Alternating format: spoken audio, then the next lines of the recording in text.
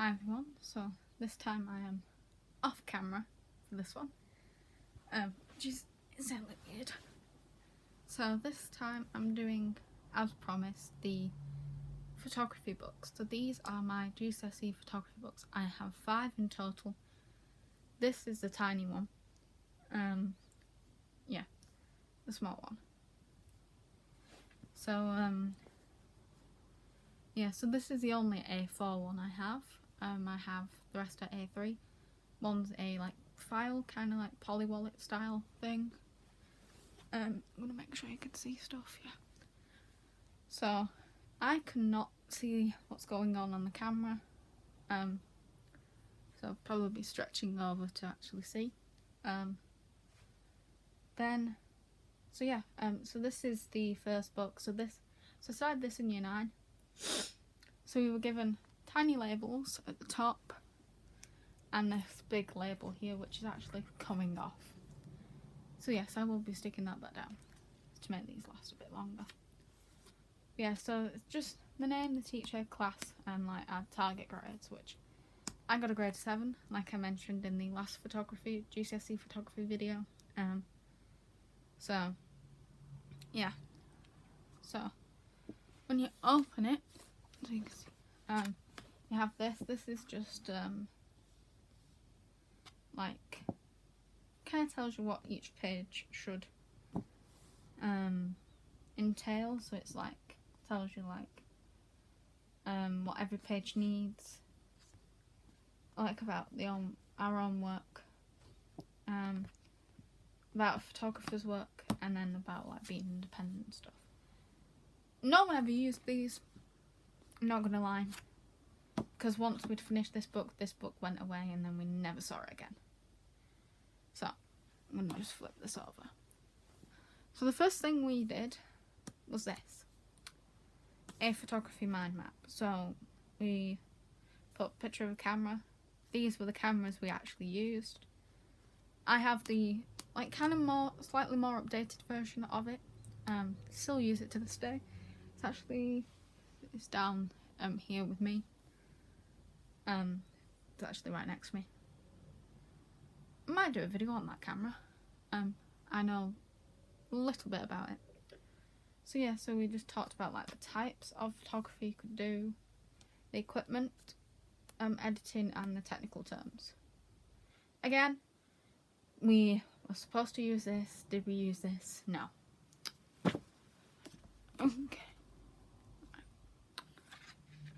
So then we got given a summer project at the end of year 8.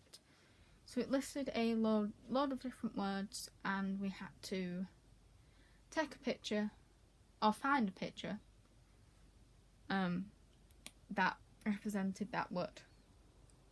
So we've got this up here of the Sherlock Holmes Museum. This is a Game Boy. Yes, the Game Boy Advance.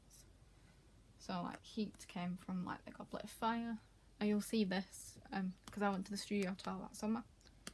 Travelled the night bus. So, and then we had to like write about it, so of course. And explain like why it, links to that.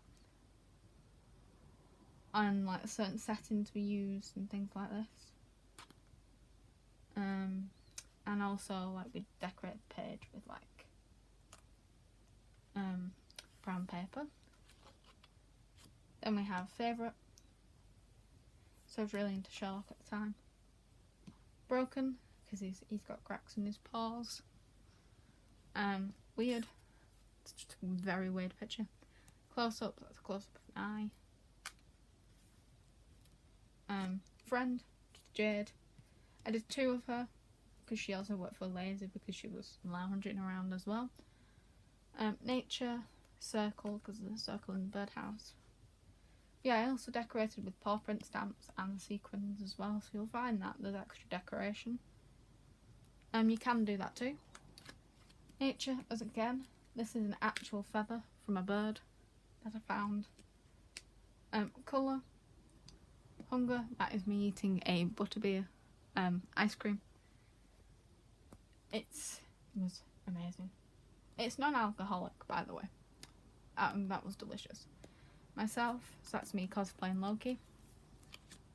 Heat again, bright. I did do multiples of the words as well. Just because I wanted to. You'll find that I was a little bit extra in photography. Pattern, reflection, travel again, journey, the Hogwarts Express, and there's me again with Nagini. Mood, cold, new, some more sequins, perfect, which is a heart. That's my favourite picture ever for mood. That was taken actually quite a few summers ago. Just needed an extra one because there's like a huge gap on this page. So I picked this one of Chip. It's adorable. And also texture as well. And then we had to pick the best shot. So I picked the one of Shark. Because I didn't have that one. That would have been the best shot, to be honest. Now I just stamped out best shot and then wrote a huge annotation about why it is the best shot. And also there's buses. I'll show you that a bit better. There we go. Bus stamps as well. This is quite a short book, to be honest, because obviously it being only A4. And of course this was the way we started. So there's not actually too much to go on. Then we did composition, so we had composition homework. So I even matted these. I don't mat stuff now when I do scrapbooking or anything. So don't ask why I did that. So composition, so we had line down, framing, through something. Yes, you'll see Jade. She is a big feature of stuff. Decorated it with ribbon. Do I have this ribbon now? Yeah. I used L. And then looking down and leading lines. Yes, they're my Sherlock pop figures. They came out of the box just for that. That's it. They've never been out of the box since. Then we had portrait homework. And again, some more sequins. And some more letter stamping. So yeah. It's portrait homework. So it was like task A was doing feelings. So it's like bored, tired, brave, happy, silly. And I did all these in cosplay as well. Cosplay as Bill Weasley, because I was going out anyway, so I thought might as well. Task B was like physical manipulation of pictures. Task E, then task F was just taking some other like portraits. So got these ones. That's a picture of me taking a picture. Then we went on to do portrait transformation, so this is where we actually get onto the main bit. So we did these, so these are like introduction pages. Just like researching the theme, so we got these pictured off Pinterest. Then you just kind of put the title and then you put the framing on it. So this is kind of then when we start using Photoshop a bit more. So Photoshop, I recommend getting that on your computer. It's a good idea.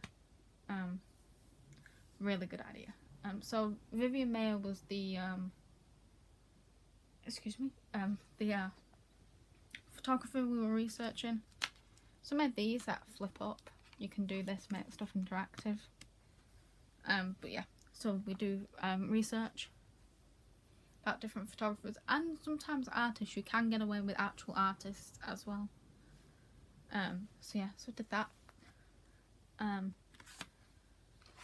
And then, so this is another photographer / artist. So he was an actual American visual artist, Johnny Cheatwood. So he distorted pictures with actual like paint and stuff. So yeah. And then we did light drawings. These are contact sheets. So what you do with these is you use them. I have dust on me. Hang on. So you use them to like look at your best shots and things. So you use different coloured pens and things like that. So like, for example, this one didn't actually get the light, so I didn't ever use that. Again, light was out of range, but it's like, see here, these ones really captured the lights. So staple that in. But you can see, like, so that's the unedited version, but these are the edited ones. So I make like the background darker, with like contrast. Excuse me. With like the contrast and the curves and stuff on Photoshop. So yeah. So light drawing was interesting. So basically, you just get like lots of lights and stuff, and you kind of like draw in there with lights. It's kind of simple in a very dark room. Again, same here. Another contact sheet. Ow. Okay, that one goes straight off the page, off the screen. So this is bauble reflection. That one's like too far away, but so we did this around Christmas time. Smattered them in wrapping paper. Same again. You can see like jades in there again. Yeah, the same. Using highlight tools and change them into black and white. Things like that. And use Christmas paper. Then we had a reflection treasure hunt homework. So we had to find like reflective surfaces, so windows, microwave. There's Jade with a cute little paws. That's one of my favourite pictures. The circle mirror, the Christmas baubles, the screen of a camera, and the bedroom mirror. Again, another cosplay. So I like to drip cosplay into this a little bit throughout the year. Just made it fun. So then we did a project about David Hockney, so this is like artist research. Not the greatest artist research ever. I wish I did that better. But this is it. So what you do is you take like close-up pictures of someone's face, and then you, this is like the contact sheet, and then you, of course, create something like this. So you kind of just like mush them all together in Photoshop on a big A3 sheet. And then, so we did, that's like write how our book looked, but we only ever did that for the first half term, and then that went out the window. Then we did like a test, and then we made these. These are rule of third grids. Now, the actual file I made from is disappearing. So these, you hold them up. Use this one actually, it's better. You hold them up to a camera like this, and then everything is like in a rule, is in this grid. So everything, so it's like, you got your rule of thirds. So you've got this bit here, this bit, and so it's like you'd want maybe your subject sitting on this line or this line. Either looking this way or that way. So you've got that for like long cameras like this one. Or this for square ones. Like, I don't know, like a square photo, like an Instagram photo, for example. Yeah. I've rarely ever used these because my camera did it for me. And I kind of just got the gist of it after like a month. Yeah, I do have that. And then of course we have like the marking stuff and the art and design stuff, but we never use these. Yeah, so that's my first photography book, mostly filled with homework projects. In the second, third, fourth and fifth one you get to see the actual like bigger stuff. Yeah, I did want to just show you the main one, the first one. Yeah, we did just do that. This is like the boring one, I suppose, in a way, but it does have some of my favourite pictures in it. So I hope you enjoyed this and hope this was kind of helpful. Some of you may start like this, a lot of you probably won't. So this might not be as helpful. So it's like, you probably may want to go and watch the second one more than this one. But if this was helpful, hope you enjoyed it, and I'll see you next video. Bye.